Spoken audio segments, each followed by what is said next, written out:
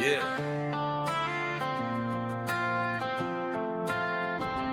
Pull up a chair, kick the dust off your boots. You're right where you belong, from back rows to bright lights, front porch to prime time. Coffee on the table, yeah, we talking all night. Laugh lines, hard times, stories get told. If you've been there, done that, yeah, you already know. No suits, no scripts, just truth in the room. Different points of view, but we all break through. From the wins to the losses, every scar, every mile. If it's real, bring it here, pull up and sit a while. No filters, no fake, just voices, just faith. Everybody got a seat at the table we made. Welcome to Bubba's Round Table, where the truth hits hard and the laughs stay fatal. Different roads, but we all been able to find our way home when the talk gets real. Yeah, it don't matter where you came from, if you broke or you made one. Pull up close, let the story unfold. This is Bubba's Round Table.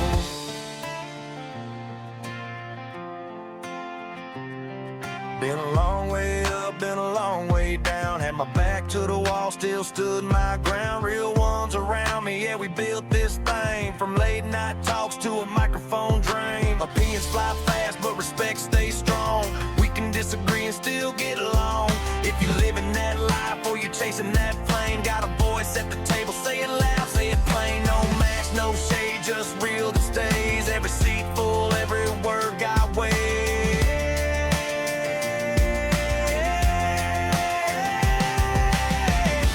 Welcome to Bubba's Round Table, where the good times roll and the bomb stays stable. From the backwoods nights to the city label, everybody's welcome, yeah, we all stay real. Raise a glass, tell the truth, let it all unfold. This is home for the hearts that are tried and bold. Yeah, this is Bubba's Round Table.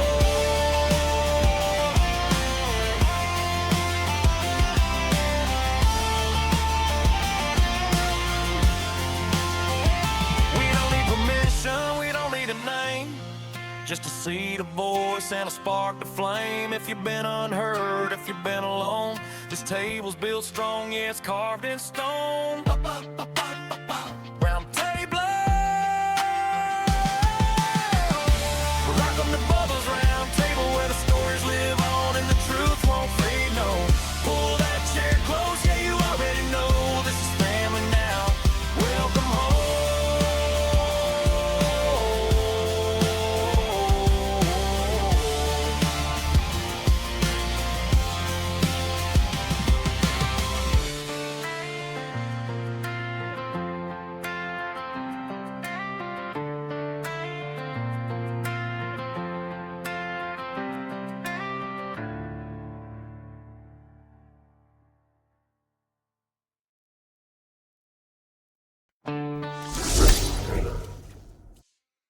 What's happening, everybody? Welcome back to Bubba's Round Table. I am your host, Bubba Mike.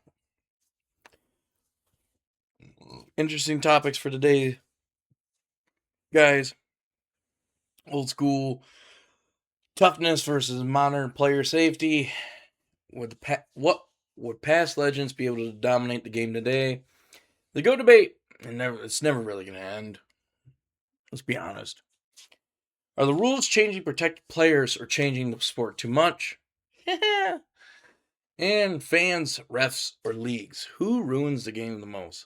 Guys, I want to welcome you back to episode 3 of Bubba's Roundtable. I am your host, Bubba, aka Bubba Mike.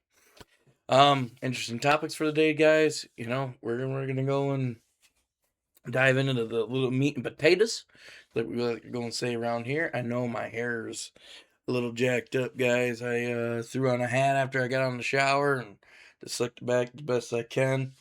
Guys, remember, if you like the podcast, please drop a like, share, comment, and always hit that sub button. It's free. Make sure the little bell icon is on. Guys, we're dropping this today on Friday. Like I said before, Monday is Friday. So those are our 2 drop episodes where we're going to drop a new episode every Friday and every Monday. Guys, I hope that you had a wonderful work week, and hopefully you guys enjoyed the last episode. it means a lot to me that you guys are here listening to the episode. I hope you guys like the new intro song. I came up with it myself. Yes, it is AI generated. I can't sing. But we're here, and that's all that matters, right? And hopefully that we make your day just a wee little bit better, or something to listen to throughout your workday to finish up. So with that being said, guys, I appreciate you very, very much. Much love to everyone that has subbed, listened, liked, shared, commented. But to get into it, guys, old school toughness versus modern safety. Now, this is a different topic, all around sports, or in general, from football, soccer, hockey, wrestling, down to the nitty gritty for UFC. There's a whole bunch of different, different things and outliers for that. Uh, you know, if you think about it, the past eras from this era now in the 2000 or 2020s, players were more violent. Players had more toughness, I do believe. And you got your ass whooped every possession that if you're going down to the court on the court, going in the paint, or you got hit real hard in football, to the certain extent of what's a penalty and what's not a penalty. um you know and in order for all that, you know there's also that little small part of you have to be safe, but to a certain extent, if you play a violent sport, it's going to be violent. Me personally, myself, I love old school toughness. If you get a scrape or a bruise, rub some dirt in it, or and you're bleeding or whatever, um, rub some dirt in it, because at the end of the day, pain is just weakness leaving the body.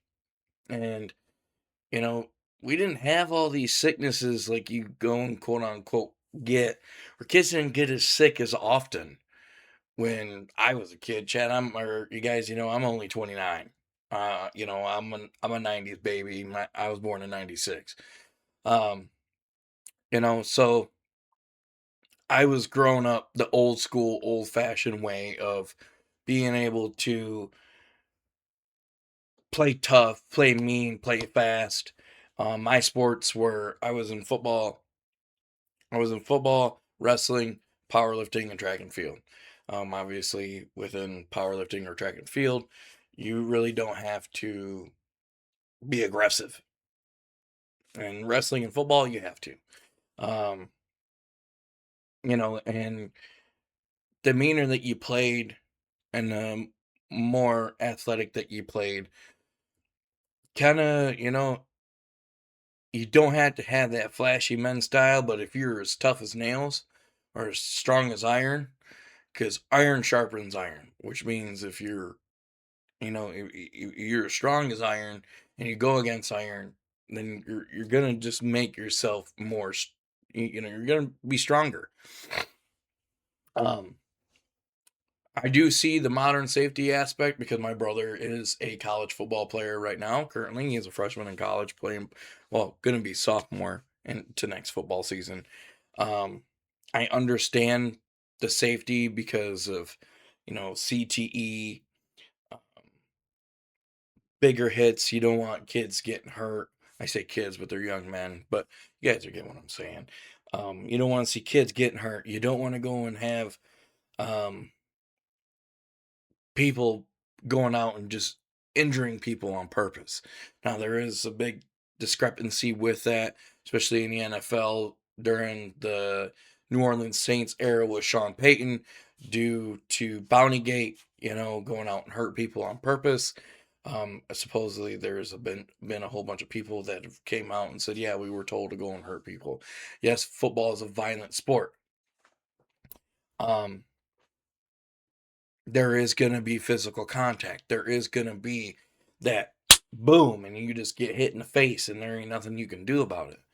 There is going to be chances where you do get your bell rung, and you're doing one of these things and you're like, all right, you brush your head and shake it off real quick. Then you go back out. Concussion protocol is kind of a big thing because the two things that are most important in your body is your brain and your heart. They communicate with each other. They do their different things. But if this gets messed up, eventually this is going to get messed up and you don't know what's going to happen with short circuits. Do I believe that there can still be a modern toughness, old school toughness in modern time with modern technology? Yes. I don't believe that the Guardian caps are going to help for football. I'm a football player or at heart. I still am in my heart, guys. Um, and I don't think a foam pad that's this big on top of a helmet when you're getting your head thrown into the ground is going to save you much. The advancements in technology and just helmets are completely different. When I was in high school, guys, when I was a senior, we had the Revo Speeds. I actually had one. I had to fit this big melon in it, um, and it was probably more. It was more comfortable and well protective over the old school shuts, where you had to pump air in them. Guys, when I was a sophomore in high school, I broke a helmet, and um, I notice now I always talk about this when I have relapses and somewhat of, like I don't remember certain things or it takes me a minute to go and catch on that, you know, I could have had more concussions listed than I did. Um, I have 0 concussions on paper. And now you have that era where if you get your bell rung one good time, you had a concussion. You have a grade 1 concussion. There's only 3 grades. Um, so it's like you have to find that fine line of being old school tough and being safe at the same time. I do believe that you can implement both of them together and you will get a somewhat old school safe technology type ordeal where you can be violent, you can be aggressive, and you could play your sport at what you need to go and play it as. You know, Hockey is always violent. The UFC is always violent. You know, for them, it's the gloves. Eye pokes are a big thing. And within the last UFC card, there was 4 eye pokes in one night, and 2 were on the same guy, or the same guy got eye poked twice, and there was 3 other times in 3 different fights that people got eye poked. It happens. Sometimes it's on purpose, sometimes accidentally. You can't help that part of the game where it's gonna be, or the era of what this is gonna be. But I think as the eras come up, everything is, or the eras keep going, to rephrase. I think they're going to become softer and softer, and eventually we might see a decline in people watching sports. Don't know. Um, but to be honest, it happens. Not everyone's a World War II combat vet where they can go and talk about what they went through, and stuff like that. Um, Vietnam, there's different aspects of how tough you are and how much you can take without giving or without breaking. But to go into the next topic of discussion, the GOAT debate, why it never ends. Guys, the GOAT debate will never end because of eras. Because of the LeBrons, the Jordans, the Kobes, the Kareems, the Wilts, the Russells, the 80s Lakers, the 90s Bulls, the 70s Celtics, 80s Celtics, the heat of 2000s or 2010s, all these eras before now, and before that era and what the GOAT would be.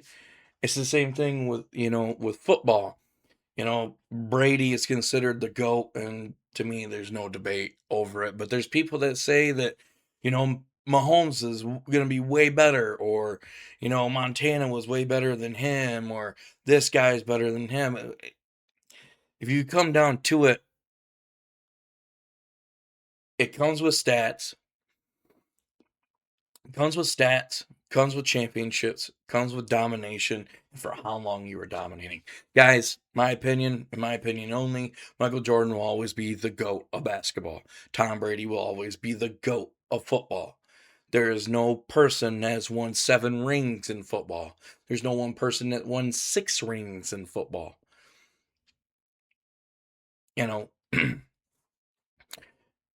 People have done it as players and coaches.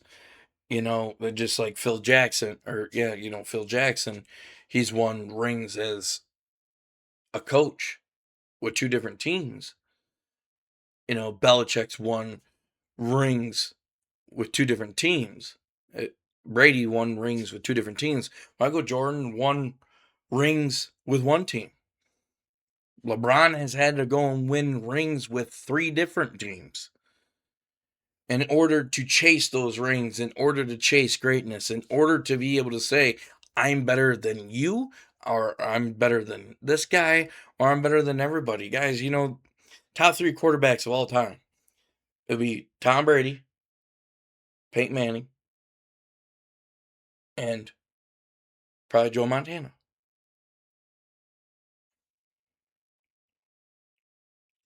You got to think Montana had one of the best wide receivers and the best wide receiver to play the game. And then you have Peyton Manning, where longevity, where consistency, where you could just dissect everything out of a defense and be able to, like, okay, Ray Lewis, you're going to be right there. I'm going to throw it right there. So you're out of placement. Being able to dissect all of, defenses, and defenses doing it for offenses. Look at Ray Lewis, Patrick Willis, Derek Thomas, Ed Reed, Charles Woodson, Champ Bailey, Darrell Revis, all those guys that were great on defense, and they had to be able to know where their position was. They had to know where to put the foot in the ground to be able to cut up what zone you're going to read here on cover 2. What's your objective? If they power 46 right, obviously 6 hole, it's outside, in between tackles or outside the tackle. Anyhow, it's all about what your perception of how you would be able to do your assignment correctly, safely, safe. I wouldn't say it's safe during that time, but they all had to be able to do it. The New England from 2001 to 2019 will be the greatest football dynasty ever. I'm sorry, it's gonna be. The Bulls in the 90s, greatest dynasty ever. The Celtics and Lakers, 2 of the greatest dynasties ever in the 70s and 80s. And it's how it's going to be, because of the simple fact is what they did in that amount of time and how many championships each team won throughout that go is going to be what's prevalent when you look at the GOAT. Tom Brady is the GOAT because of the simple fact is he owns every record pretty much for AFC championships, Super Bowl appearances, passing yards. He owns pretty much the GOAT, or the list of GOAT criteria. Michael Jordan, how much he did in that brief amount of time he was there. It says he plays for 15 years. I understand that, but you take away 2 seasons for baseball. You take away 1 season because he was completely hurt. So he realistically only played 11 full seasons of basketball, and he won 6 championships, 6-0 in the finals. People go and put LeBron over Kobe. I don't. Kobe would be over LeBron. It'd be Michael Jordan, Kobe, and LeBron. And then it'd be Steph Curry. And then my opinion only, Shaq. You got to think too within that process. You know, um, you got to think Shaq was the most dominant player ever to play basketball. There's broken backboards because of him. He has a ring of backboards that he has at his house. That's a tree. How many backboards he has broken? Um, it's a big thing when it comes down to it. But the GOAT debate will never ever end because of LeBron's longevity and the people before LeBron, the people before Michael Jordan. It's hard to credit Will Chamberlain because of the simple fact of they played in a different era. Every era is different. There's a Bad Boys Pistons for the reason. The Bad Boys era of the Pistons for that reason. There's a reason why there's rules changes. And this ties into the next thing is, with the rule changes, and this goes with football too, so this would be good to correlate or coordinate both of those to go in the same one. Um, Michael Jordan had what was called the Jordan rules. As soon as you're in the air, you can't hit somebody. That's a foul. Um, the Brady's tuck rule in 2002, I do believe. 2002, when they're going against Oakland. And, he tucked the ball before he threw it, or he got hit before he threw it. Those rules changes happen for a reason, not only to protect the players, but change the game. I don't believe some of the rule changes are necessary because unless you absolutely have 100% indefinite evidence for rule changes, or this kind of ties in down into the who ruins games the most. I personally myself, I'm going to say the league and the refs.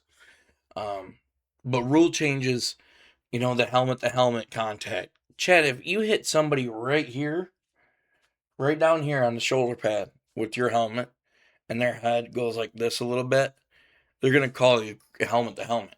If you are face up, helmet to helmet like this, that's a helmet to helmet. That's just football. That is just football. The horse collar tackle, I can understand, because if you get, or the hip drop tackle, I don't think those are necessary penalties. I think the horse collar tackle one is, but the drop tackle isn't. It's football. If you're running someone behind and you grab their shoulder pads and you pull them down, you know, and you're grabbing shoulder pads, you're not grabbing jersey like this trying to choke them, and you drop down with them and they fall back behind you, then they have to have the ability to go and center themselves somewhere to be able to fall down better or just go down. I understand fighting for yards. That's a big thing. You got to be able to, put your team on your back when you need to. But you get them blown out and you have no chance of coming back, and you're trying to fight for extra yards. Those coaches already know you got heart. They already know that you have the charisma. They already know that you're a baller if you're the starter on an NFL team. And sometimes the better team wins. Just happens. For football, the rules are just changing too much where it's going to become there's holding on every play. No plays are going to get done. People are going to have, or teams are going to have 360 yards and penalties. Helmet to helmet contact for college or for the NFL is just going to be obsolete. And then as soon as later, it's just going to become two-hand touch football. Football, guys, is a physical fucking sport. I'm sorry, but it is. It's made for you to hurt. It's made for violence. It's made to move one man against another man's will. It is.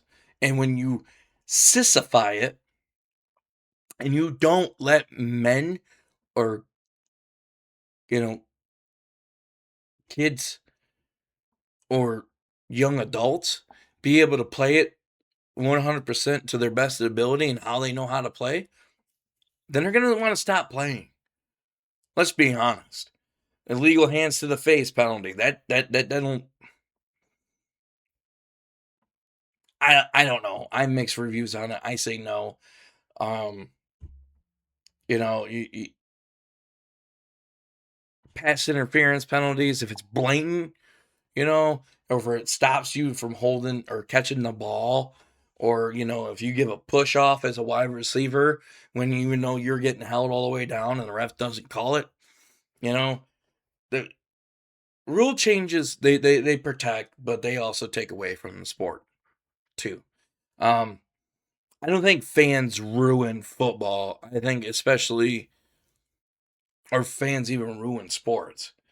I think if you're deliberately going after a player, you know, if you're heckling them on a basketball court, you know, then and it disrupts their game, sure. But also in the same sense, if you're a professional, then you got to be able to handle yourself in a professional manner. Um, Telling a player you suck or you stink and you cry to the refs and say you want them out of there, that's not professional. That's not how you go about it. That's someone's opinion, and it's someone's opinion against your team and you as a player. To me, that just doesn't seem right. The refs, on the other hand, with ticky-tack fouls in basketball, or, you know, blatant non-holding calls in football, when you got a guy that's literally getting held like this as he's trying to go around a guard or a tackle, you know, and his jersey's way out here like this, and that's the only hand he has out. You know, there's a lot of calls that go against dumber shit, I suppose, to go and say. Or, you know, like ticky tack fouls, and even football, guys. I mean, a simple fucking pull on an arm like this, or a hand placement when you're trying to make a catch and push off, or what, you know, it's just, I don't know. I think the NFL is becoming a little too soft. I think basketball is too soft. Guys, I'm a violent sport kind of guy. Okay? I am. Even in UFC, the 12-6 elbow going straight down like this. There is no way to protect yourself better from a fucking elbow other than covering up or trying to duck and cover, or just get the fuck up and be better. Yeah, it's easier said than done, and you know, you get a lot of UFC fans be like, "Oh, I could do that." Try it. Try just rolling in a jiu-jitsu match. Or not even in a match, just in practice. Or wrestling, you know, a wrestler that knows what the hell they're doing, and you're a novice and you don't know shit. Or if you do know a little bit of stuff and you try doing it, it's a lot harder than what it seems like. You know, Gordon Ryan's the best jiu-jitsu player ever because of the simple fact is, well, he's on steroids and they don't test for steroids. But also, too, he's technical. He knows what to do. He knows how to go and be able to do things. You know, if you put him in a certain position, he's going to be able to detect that position and utilize it against you. You know, in the leagues, the NBA becoming more softer throughout the years. Yes, we want to see a skilled matchup. We want to see sick crossover moves, double back behind the head, windmill dunks, you know, all that flashy shit. And also in the same sense, though, we want a 7-foot guy that's 300 pounds that's going to be able to box out a guy to go and get a rebound and not be called for a fragrant foul, or, you know, a little slap on the wrist as you're going by when you're trying to go and steal the ball away from somebody and they're not even in position to go and score. I don't think that's a foul. You're going for the ball. Sorry, your hand got in the way, or I misjudged where you were, but that's not a fucking foul. I'm sorry. I'm a little heated about it just because of the simple fact is everything just is kickoff rule in the kickoff rule in football. Let's kick off from the 30 and no one can go down the field until the guy catches the ball and then we go and hit each other and block each other. That's just fucking stupid. Every kicker in the NFL now can kick a touchback. Every kicker. So there's no rewards for the best kicker in the NFL. There's no rewards pretty much in college for the best kicker unless you're making field goals from 60 in college. Even in college, the rule's not the same as in college, but it's almost similar to where like every kick pretty much is a touchback, and you have to go and take the ball out from your end zone to go and try to run it out and score.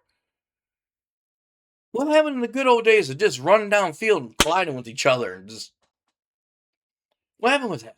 And the leagues, yeah, they ruin it because they implement rules to people that don't fucking play the sport. I bet you Roger Goodell fucking never played sports. I bet you Adam Silver never played fucking sports. And if they did, they were probably the fucking bench warmers on each team. Rules are meant in place, yeah, to protect players. Yeah, it's for a safety thing, and it's going back into, the modern safety and old school toughness. But guys, and we'll tie this into would past legends be able to dominate the game? Michael Jordan would average 50 in today's league, and he wouldn't even have to do it shooting the ball. Pretty much, he would just have to shoot free throws. LT would fucking have nothing but defensive player of the rookie or defensive player of the year every year. Or he would be injected. James Harrison would literally just be fine his whole paycheck for a whole football game. Ronnie Lott, Rod Woodson, Darren Sharper, Zach Thomas, Junior Seau, London Fletcher from the old school eras, from 2000s to 2015-ish, before all the rules got a little wish-washy and got softer. You touch a quarterback, a second and a half after the ball's gone, and it wasn't even a deliberate foul, or deliberate hit, be like, it's a foul. Or flopping to create a fucking foul. It just irritates the shit out of me, guys. It does. Because I play football violently. I've done it violently. I wasn't good enough to go on to college, and if I was, then it was just the small schools where I live. And I don't believe that things would get better if the people in charge didn't make the rules that don't know the players. Yeah, there's safety player regulations, there's safety unions, there are player unions, sorry. And they come together and they all sit down. But if you don't take in consideration what the players are saying and you just make the rules to benefit that team and be able to get more money out of players so you don't have to pay them more, like $75,000 on Josh Gibbs and James Harrison in back, 2012, 2010? For that, a drag route 2 or 3 yards deep across the field towards him. He catches the ball, and James Harrison just lights him up. Ray Lewis. I'm Braylon Edwards. I think it was Braylon Edwards. I can't remember. On the Jets. Just folded that guy. 2 people hit him, folded him. Those are $100,000 fouls, flags all day long, fines. And people, you got to talk in conferences or in post-conference, BS, and ask, and had to go and be talked to by people in interviews. Marshawn Lynch, I'm only here so I don't get fined. In a fucking Super Bowl or a Super Bowl interview, because he didn't want to talk to media, and so if he didn't talk to him, he'd get fined. They're like, that just don't make sense to me. Yeah, it was a hilarious moment. It was a hilarious skit, and it was just playing out funny as hell. But like, I don't believe players should have to go and talk to media, because the media, what the fuck they do other than criticize and twist fucking antics around and say this and this and this and this and put it all together. Who is it to them? They're not on the field. They're not making this play. They're not, sacrificing their family time. If they have a family, they're not spending X amount of dollars to go and do everything. And yes, as a consumer, we all pay for it because it's televised. We all pay for TV now or a streaming service. So we pretty much pay them. But in the same sense, the NFL as a whole makes their money in their billion-dollar corporation from us viewers. And as one viewer, I want to be able to see big fucking hits without, 15 yards, unsportsmanlike conduct, 15 yards, unnecessary roughness. For what? He got fucking clobbered? So what? Rub some dirt in it. You be good to go.